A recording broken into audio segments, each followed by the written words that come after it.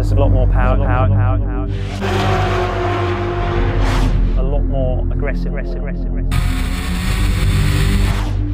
aerodynamic. Behind me is the new 2011 spec Carrera Cup GB car. The main changes over this year's car is the 3.8 engine from the GT3 RS road car. There's a lot more power, it's got 30 horsepower more torque. The rev range is a lot lower because of the displacement of the engine. It's a lot more punchy.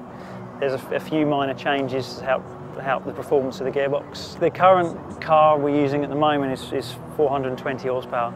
This new car for next year is 450.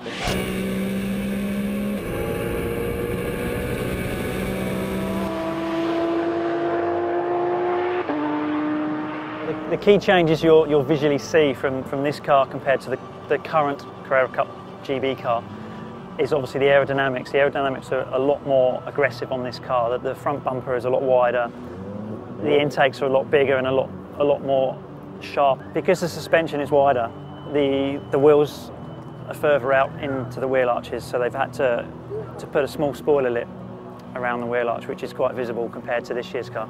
The splitter protrudes from the front of the bumper a lot more than the current car. It's just to give the front of the car a lot more aggressive aerodynamics and hold the front of the car on the ground. The rear wing is a lot wider than the current car. This is also to help the rear of the car produce more aerodynamics. The rear suspension is now on full race rose joints, which helps the rear of the car with tuning. This car is a lot more racy. It's a lot more tunable. It's a lot more sensitive to tuning. Drivers can throw it around a lot more, and it suits the driving style of a very young, aggressive driver. It's a good step forward in development from the current car.